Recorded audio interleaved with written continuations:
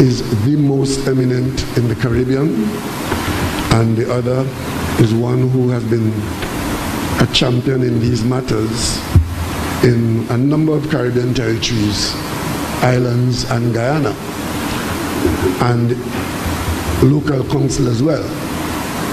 I can tell you that the advice that I've got in writing from these legal luminaries have all confirmed that the nomination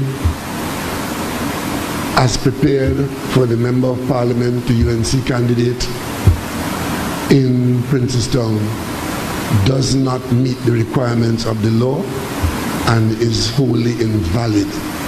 That is the opinion provided to the PNM. That is the letter of the law. Now, what faces us now is the spirit of the law. And it is up to the PNM now, or anybody for that matter, to challenge that. But the fact is that there is solid legal opinion that the Member of Parliament, as determined last election day, is a person who was improperly nominated.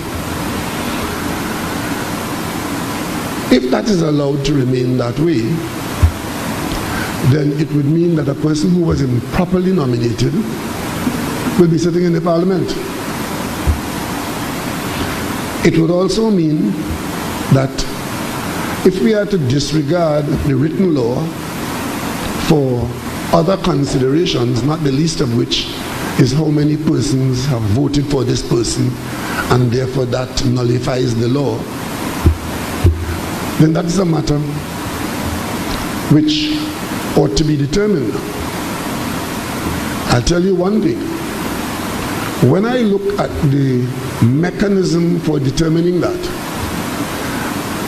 especially since it will rely not only on the letter of the law, but some exposure on the spirit of the law, I, as leader of the PNM, have guided my party to a position that we will not engage in this exercise because it is not free, it is not cheap, and it is not without risk. Let me explain to you why I have come to that conclusion to lead the PNM to that place. You may recall that in 2015, the UNC decided to file election petitions. They litigated 5 seats, I think it was always 4. They went to court with 5, 1 was thrown out for being untimely, and the other 4 was litigated for the entire year of 2016. The ruling was made against them, and they decided to challenge that decision of the court by asking that the decision be set aside. That went to the Court of Appeal in 2019. This is after the PNM produced, in order to defend itself, the PNM produced 30 witnesses to court in this protracted litigation. And then, in April of 2019, they went to court to challenge the decision which went against them in 2016. That matter was dismissed in February 2020. So now, that political party has costs because the matter was dismissed with costs. You may be interested to know that the PNM's statement of costs for that 4.5 years of litigation is $23 million. And the EBC's cost is approximately $14 million. These claims are to be adjudicated upon in the court in the coming months for a final position to be determined by the courts. These are the claims and approximate claims for those excursions. What that means is that the people who took this matter to the court have this liability to the PNM and to the state. I am not prepared to expose the PNM to this situation so as to make a point, because the point we have made is that the Member of Parliament for Princestown, going back to the polls, attempted to register his nomination and was improperly nominated. And as far as the PNM is concerned, we are satisfied that he was not properly nominated. Question is now to be determined, and I will ask the Attorney General to advise the country and to question the EBC as to whether this is not a matter for a determination by the court without the kind of exposure that I am steering the PNM away from. Because this country must want to know, and the law must be settled as to whether a Member of Parliament is sitting in there while having been improperly nominated. That is another story. But I am not prepared to expose the PNM to this situation where somebody could say, well, you know, he got more votes than the PNM candidate, which is not the point at all for us. But it may very well be the point for somebody else who determined that, well, forget about the law, forget the forms, forget the requirements, forget the written invalidity, and let us proceed.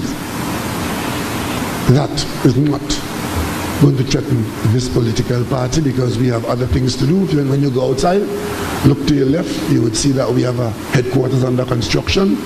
That is where we will spend our money and our time. And also, given the disruption of the settling of the government that has taken place in the last week, the attempt to disregard our requirement for a smooth transition, I would prefer to focus on putting a government in place. We have won a majority which is very workable, and we are quite pleased with the outcome of the election, which we knew since 9:45 on the night of Monday 10th. And that is where we will be going. However, I will provide the opinion that I have to the Election and Boundaries Commission so that they could provide it to their own lawyers, and they will decide what their position is. Because if an individual was not forthright or forthcoming to the registration officer, causing the officer to make a decision which is improper, that is the matter for the Election and Boundaries Commission first, I would believe, but I don't want to advise myself in law, but I think the country needs to know that. And of course, I will also advise the President of this situation. So we move on from there. I would also like to mention that there will be some changes in the cabinet, but you can hold on for 24 hours, I would say. Within 24 hours, you will know that. And we take it from there. There's one other matter which I want to mention, because this seems to be the era of lies, official lies, and misstatements and misinformation. You will recall that very soon after I called this election, I took steps in writing to invite the CARICOM and the Commonwealth Secretariat to send observers to observe our elections. Not that we expected that we needed observers to make sure that we behaved well, but observers taking part in looking at how we conduct elections, very useful thing. We never objected to that. In fact, we wanted it. So we sent the request, and we got an initial response from both agencies indicating our willingness to do so. But in the invitation, we indicated that we reminded them that our country's borders were closed, we were locked down for a pandemic, which we were all worldwide looking at, and any person coming to do this exercise would need to get here by a particular date so as to be able to subscribe to the quarantine protocols of law. and to be able to participate meaningfully in any exercise like that. Having initially indicated at first cut that they would try to accommodate us, in trying to do that, both agencies had difficulties at their end and also in complying with our request at this end with respect to the arrival of any such person or persons who they would send. We had a lot of conversation and correspondence passing back and forth between us and the agencies, and it then turned out that one agency, the CARICOM Secretariat, they balked at meeting the cost of the 14-day quarantine, and because we were the country to be examined, the request to ask us for assistance wasn't real because we could not fund people who are coming to examine us. Because if that had happened, and we were sure that we would get a good report, and of course you can't pay your own judge to adjudicate on your own case. So what we did during the period of trying to get the participants here, and seeing that there were financial constraints with respect to the CARICOM Secretariat, one of the things we thought of doing was to get another Commonwealth country to participate, but by doing so in providing the funding that was the obstacle with the Commonwealth Secretariat. The two countries that we looked at was the UK and Canada. But we didn't get very far with that because it was a kind of an unusual request, which was considered in some quarters. And by the time we got responses to that, the thing had literally become too late. In the case of the CARICOM Secretariat, CARICOM started off, as it normally would, by asking our neighbors and other members of CARICOM to consider the request and put a team together. And notwithstanding the best effort of the Secretary General, CARICOM was only able to raise 3 persons from 3 of the territories. And the CARICOM Secretariat felt that that was not useful because 3 persons, and they thought that they needed a minimum of 12 to 15 people. And they could not raise those persons. And they wished us well and asked us to proceed without them. Those were the circumstances surrounding our effort to bring at least 1 and possibly 2 teams of observers to Trinidad and Tobago.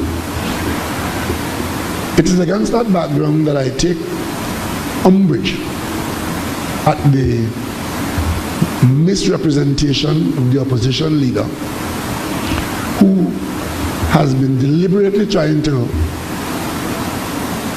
do the usual, which is to create a story devoid of any facts and truth, but coming from her mouth somehow should be taken seriously. And it is being said that I, as Prime Minister, 1, did not invite observers, and 2, I took steps to prevent the observers from coming here.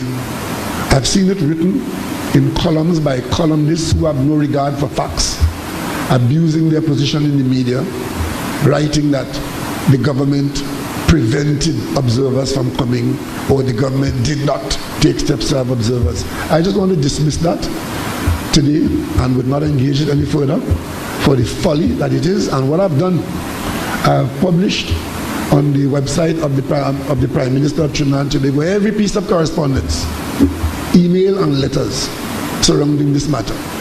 And that is for the benefit of the public, because I know there are those who would, regardless of what is in there, they will say that that is their story, what they have said already, and they're sticking to it. And they're welcome to do that. But the public will see exactly what happened and will see exactly what we were dealing with and how it petered out. So it is there for your examination, and I think I had asked for all the correspondence to be made available, and it has been put there. So I just want to remind some people that facts are valuable and they could only get so far with this persistent lying from official sources. And I leave that for the leader of the opposition in her difficulty, whatever difficulty she may have. I am afraid I can't assist her. If she can use that to assist herself, well, she's welcome to use it. But I can't assist her any further. So if there are any questions you may have on anything that might involve the government or the elections, this is the time that you may want to pose them, and I will try to assist in answering them as far as I am able to. You can take your mask off, because I won't hear you from so far. Wait. Yes, you get your microphone.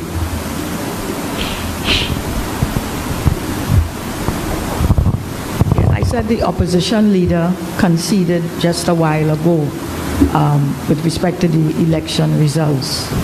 Do you have any comment to make on that? I don't know that a concession after the Election and Boundaries Commission have written to the President advising the President that the Election and Boundaries Commission has determined who has won the 41 seats, and that the President is now inviting the leader of a party to form a government. There's no room for any concession there. With respect to these, you released the documents on the observer missions, but the documents had been released, I think, before by Arnil Roberts on Facebook. But what I wanted to find out, in going through some of them, there seemed to be a gap. You had written to the Commonwealth and to CARICOM on July the 9th. On the 10th, you got a reply, I think, from both of them. And Baroness Cotland had asked for certain things. I think it was a focal point. And there's mention here in a correspondence from her to Minister Moses on July the 23rd. And she says that no focal point had been yet communicated, and that it was essential for the deployment of the mission. Was there a gap in the communication? Because this is the 10th, and there's a response 13 days later saying that certain things which had been asked for on the 10th were not identified. Well, that request for a focal point, the Ministry of Foreign, you notice that the original request was under my hand. It was I who wrote to the Cabinet Secretary, and we established a focal point. The focal point then became the Ministry of Foreign Affairs. And it was the Ministry of Foreign Affairs that dealt with all these matters subsequent to that. So this request for a focal point was clarified in the communications, in the operations. So I don't know that there was any gap. We always had a focal point, and the focal point had always been the Ministry of Foreign Affairs. So anybody who dealt with us on this matter dealt with the Ministry of Foreign Affairs. So then why did she say that I don't know what she was asking about. We had a focal point, and that would have been made clear. Okay. Now the other thing, the reason the government had asked the Canadian and the UK government was simply because for funding. It was only in the context that as far as we were concerned in dealing with the matter in the communication that we had, our understanding was that the problem of funding the Commonwealth Secretariat people were the problem. And therefore we said if we could have found someone to take up that aspect of it, then maybe it would have allowed them to do what they had to do. That was our understanding of it. And that is why we spoke to the UK and to Canada. Okay. All right. With respect to changes to the cabinet, what would be the rush? What is the guiding principle in making some of the changes? And are the changes fairly fundamental? No, but they are important. We would see some changes that would focus on some of the major initiatives that we have to do. One of the areas that you would see is the area of agriculture. You would see us trying to give agriculture a bit of a center stage, because we intend to do a lot of work in agriculture. And if you don't see it tomorrow, you'll see it later on. And also the question of digitalization, you would see that reflected in the government. And that would have come in step with our roadmap arrangements that we need to bring that into the government in a special way. And some of the new people who would have come in to the parliament, you would see some of them accepting significant responsibility.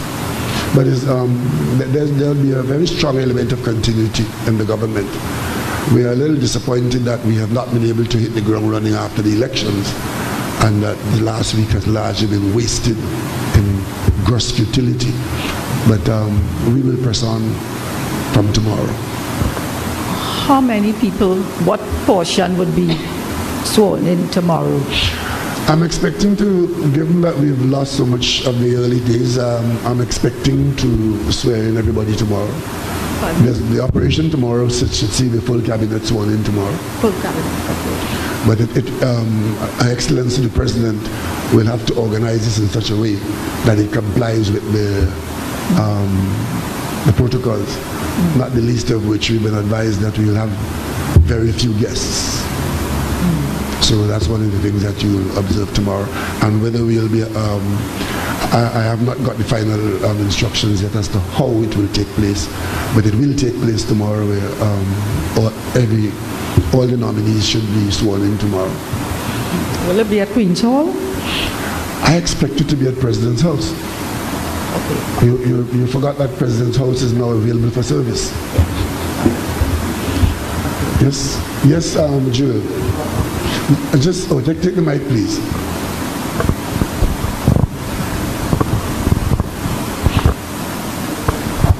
Thanks, Prime Minister. Just following on one of Ria's questions, given the fact that, and I do stand to be corrected, but under the arrangements of the Constitution, normally an Attorney General will be sworn in right after the Prime Minister is sworn in. Would you at least be able to say in terms of continuity or not, whether Mr. Alwari will continue as Attorney General or will there be a new Attorney General? It's under consideration. Everything is under consideration this afternoon. After this press conference, I will complete my consideration and I will advise Her Excellency the President. So by tomorrow afternoon, you will see all the officers who will hold positions in the cabinet and in the government in its fullest. And also in terms of the government's response to COVID, would there be any sort of change in approach with the new government going forward? I don't expect that. It's the Ministry of Health that is guiding this process, and whoever is the Minister of Health would have to be guided in a similar way. So I expect us to strengthen our position. As a matter of fact, today I've asked the Ministry of Health to send an observer team to Tobago to ensure that, notwithstanding Tobago's autonomy under the THA, that at the level of the national community, that we have in Tobago all that Tobago needs and all that has to be done, because Tobago is particularly vulnerable, being a small enclosed community, that small population. If we have a runaway situation in Tobago, we can very quickly move from it being the safest area in the Caribbean to being one of the most easily avoidable. So we are sending a team across there. I don't know when they should go on, either today or tomorrow, just to assist in ensuring that all our I's are dotted and our T's are crossed there. So we would see us strengthening our response. So whoever is running that ministry and its support in the other ministries would be there and strengthened insofar as we are able to. You did, in great detail, state the PNM's position concerning Mr. Padarath and the validity of his candidacy in the election. What would you say to the voters who would have voted for him, as they would most likely have been convinced that this is the person representing the party that they voted for, wanting him to be their MP? Well, that is the discussion that has to be had in legal circles. The bottom line is that you don't get nominated by who vote for you. You get nominated by complying with the law. And I think the people in Princeton would subscribe to that too. The law is not flexible depending on who is involved or how you vote. Because somebody could go out there and commit a crime and get a lot of persons to come to the courthouse and say, he's a good man, he's a good boy, right? So we are here having to face a situation of what is the letter of the law in this matter. Because the Parliament spelled out in law how a nomination becomes usable and valid. And it spells out how one is invalidated. Just finally for me, so in terms of the issue of the EBC, are you satisfied that the Elections and Boundaries Commission was able to fulfill its mandate as would be expected by voters, by the public in this election? I'm sorry, I didn't get that part. I apologize. Are you satisfied that the EBC, being an independent institution, of course, but in light of what you have described in terms of the approval, let's say, of Mr. Paderat's nomination, the issue of the timeliness of election results from the EBC, for example, that has been a conversation.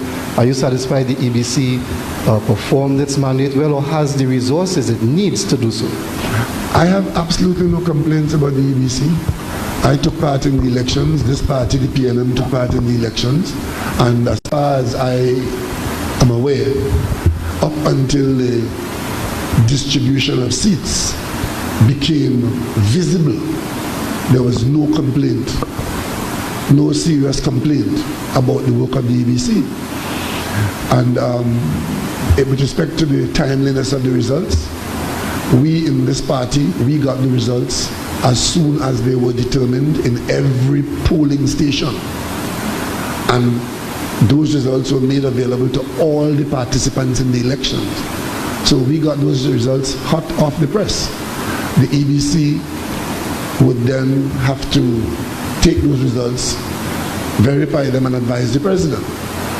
Before they could do that, persons triggered recounts.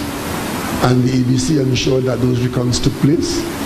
And you would have observed in the last few days, the recounts were closed, they took place and were closed off one by one until eventually the last one was closed off last night. So I don't know that there's any complaint that we can raise about the conduct of the EBC. Good afternoon, Prime Minister. Prabhi Hari, AZPnews.com.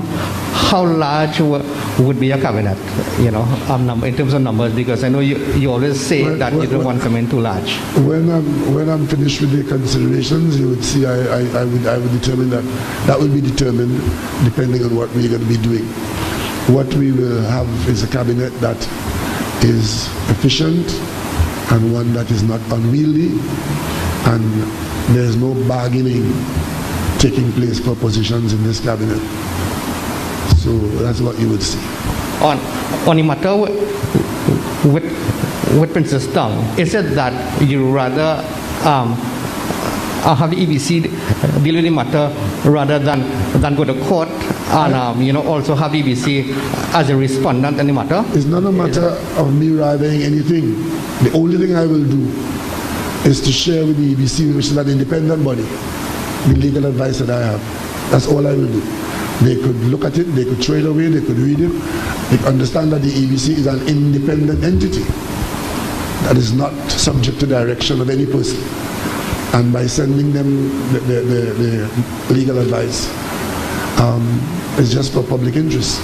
And then everybody who is involved, including the citizenry, should determine, what this means. Good afternoon, Prime Minister. Can you tell us if we can anticipate any splitting of ministries or joining in this swearing-in? And on the topic of observers, I know previously during the campaign season, you would have mentioned that you would have looked at the possibility of asking high commissioners that are here, ambassadors, to provide their suggestions or observe during the general elections, if that would have taken place at all. No, I never said that. I never said that I would be looking at the possibility of asking high commissions or embassies to do that. I pointed out that in the absence of observer missions, that in Trinidad and Tobago there are a number of embassies and high commissions, all of whom observe what goes on in this country and report back to their capitals. So the point I'm making is if something goes wrong with our elections, mission or no mission, there are a lot of international eyes in our country who will observe it and report to their capitals. So it wasn't a question of me going to ask anybody's embassy to observe our election. Because strictly speaking, there's no provision in our constitution for any observer there. It is for us to behave ourselves properly. And we did that on August 10th, like we normally do. I mean, if there are people out there looking for, fishing for example, I've seen a correspondence a while ago where the opposition leader is talking about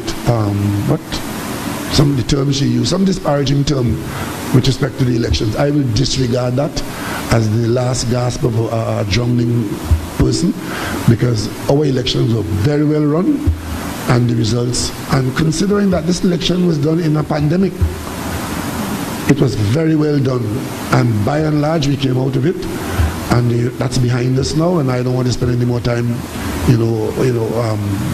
analyzing the election, because it was done in full public view, and up until 9:30, 10 o'clock on Monday night, everybody who took part in this election had a good report of the exercise. Yes, Julian News from Newsday. You mentioned the legal advice. Would you be able to, I think I'm too close to the...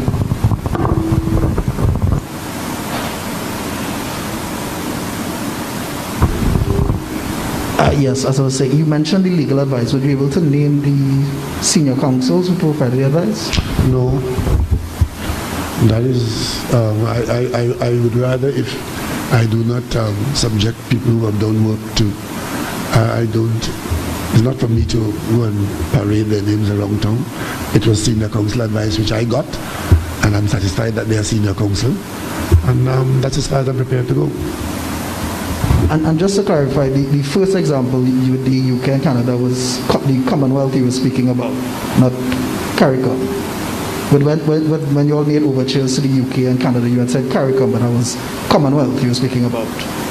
I'm sorry, I'm not. Let me take your mask off because I'm not hearing you. Sorry. When you said the government had made overtures to UK and Canada, you had mentioned CARICOM, but you were speaking about Commonwealth in that case. When you say overtures, you mean with respect to funding the mission? Yeah. It was UK and Canada. And that was for the Commonwealth observers? Yes, because the CARICOM didn't indicate that there was any difficulty with funding. CARICOM's difficulty was getting people to come to Trinidad. So there was no issue of wanting to find support for CARICOM. Okay, so the CARICOM issue was a numbers issue. The Secretary General tried to get personnel to come, and they felt that they would have needed minimum 12 people, possibly 15 people. That's the kind of mission that goes. They were only able to find 3 people, and therefore, on that basis, they declined to go any further. Okay. And when you mentioned that a request for the government to fund, well, it would be the Commonwealth, would not be nobody made any request to us for funding. The principle was always there that we could not fund it because it would be us funding people to come and adjudicate on our behavior, and therefore we could not fund it. It normally is funded by an external entity. Okay, and finally from me, what would you say to, well, during the recount process and this post-election process, the opposition has made a number of accusations and claims against the EBC. Any concern about the population's confidence in the EBC being affected? Well, I think the opposition is being very irresponsible, because granted that an election defeat is hard to take and it generates disappointment, that's one thing. I could understand that. I mean, you expect to win and you lose, and you could be disappointed. But to go out of your way to tarnish the officers and the entity, I think you're crossing the line there. And a lot of what I saw coming out in an attempt to dam the Election and Boundaries Commission Some of it was just pure rubbish. Some of it was unnecessary. Some of it wasn't even covered by law. And I just thought that that was an attempt to justify having not won the election.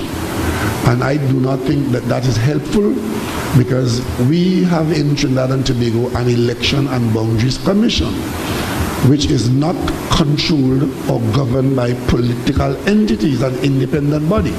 It's one of our premier institutions, and as far as the PNM is concerned, we will only raise matters with the Election and Boundaries Commission if those concerns are valid. What we were seeing in the last week were a lot of invalid and unnecessary accusations, hoping to tarnish the Commission and its work to justify the loss of an election. And I don't think that that helps Trinidad and Tobago. I just wanted, you said just now that the government had not been asked for financial assistance for the Commonwealth team. When we realized that there were difficulties with funding of the Commonwealth team, we then decided that we could not help with that, and we would then try to ask a third party whether they would help by funding the Commonwealth team. Right, but they did make a request to the government for assistance, the Commonwealth. That assistance could not have been in funding, because that request could not have been entertained. I don't know, the assistance might have come, whether it is, I don't know what the assistance was. Well, the letter says our straightened circle, that while they are able to meet the costs in the usual way for our current straightened financial position that is okay, is such that we would not be able to provide funding to cover a 14-day period of quarantine. I have therefore instructed my officials to discuss this matter with yours, and it would be most helpful if the government of Trinidad and Tobago were able to offer assistance. Well, that then automatically means financial assistance. Yeah. And our position on that was we could not provide financial assistance to fund an agency to adjudicate on our conduct. Because if we do that and the agency puts in a good report, you could imagine what the UNC would have said. It is because we were paying their hotel bills and because we paid their fare to come here. And that should be the other issue. The only way such a report would have been useful is if it did not have any involvement of the government of Trinidad and Tobago. So that request for assistance, we right away said we couldn't do that because we can't provide assistance in bringing up a mission to adjudicate on us.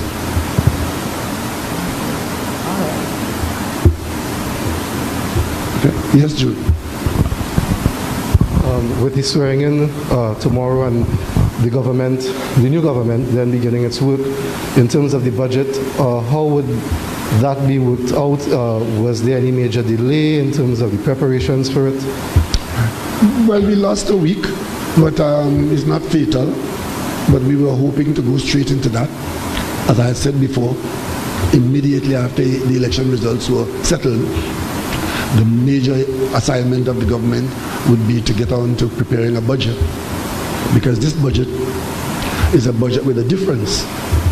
Because we have to cater for the pandemic nuances which are not normal in budgetary preparations, and of course servicing the country in the normal way. So this budget is one that requires a certain amount of footwork, and that's why the elections were called early to ensure that the new government had ample time to put a budget in place, and that budget has to be in the parliament by September, which is 4 weeks from today, and be passed by October. So we are now positioned to do that. There's a new government to come into office tomorrow. The decisions to be made, some of them were mandates sought during the election campaign. Some of the things that would find its way into the budget were commitments made during the election campaign. And whatever commitments we made during the election campaign, we now take the position that we have a mandate to do that. And therefore we have to seek to fund those things in a budget in a time when our funding is tight and we have to cater for extraordinary expenses to keep the virus fight going. And there's another thing, as you had said, of course the budget will be presented in Parliament.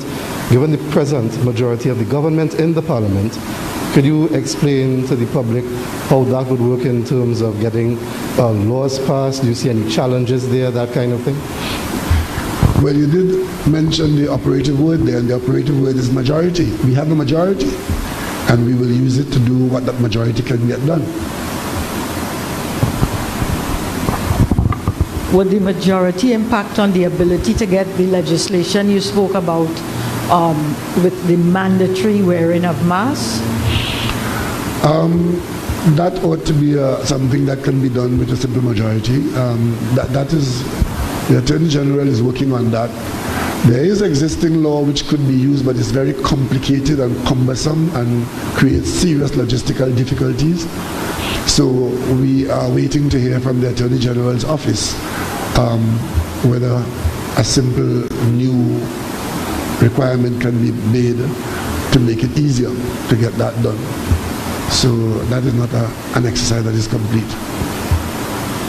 But let me just say this, one of my colleagues at an earlier time, facing difficulties in the Parliament with a majority that was even more razor thin than this one, made the observation that Parliament is a place you go to pass laws.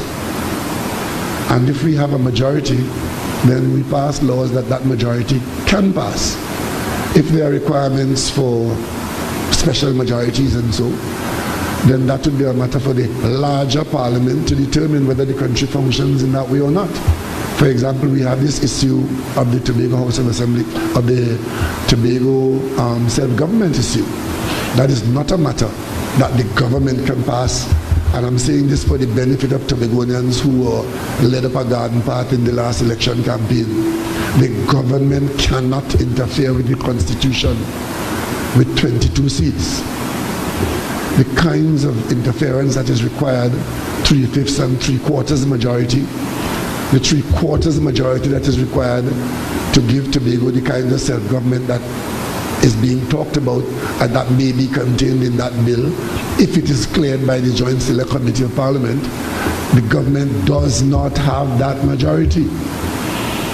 So it will depend entirely on the behavior of the larger Parliament for any significant change to be made to the Tobago House of Assembly Act. And that is not as a result of this government. That has been so throughout. Right? So I hope my colleagues in Tobago understand that, and I hope the people in Tobago get this very clear so that they will not be misled by people who are talking about going down to Trinidad to get self-government as though you're going to buy a piece of cloth in a store on Charlotte Street.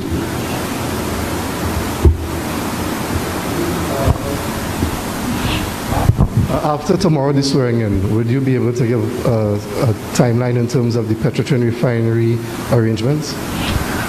I have not had any information on that since prior to the election. That matter is being dealt with by the board and a team that is not in the cabinet. And that I presume that the discussions will or have been continuing. And as soon as they have come to a place where they can advise the cabinet, they will. But we'll investigate, we'll inquire as to where they're at, notwithstanding a lot of the accusations that you have heard during the election campaign. I will disregard that as part of the election campaign. And now that the election campaign is behind us, I expect that good sense will prevail without that chaff, and we would get it done in a serious way. It's a serious business. It's a business decision. It's business negotiation. It's business commitment by contract. It's $1 billion enterprise in business, which might have a completely different DNA to, union work. So we are quite prepared to work alongside the prospective owners. And if we get a conclusion that is satisfactory to the people of Trinidad and Tobago, we will do it very hastily. And I hope that the last information I had is that we were close to that, and maybe with some further negotiations and some dotting of I's and crossing of T's, we can get to that position sometime in the not too distant future.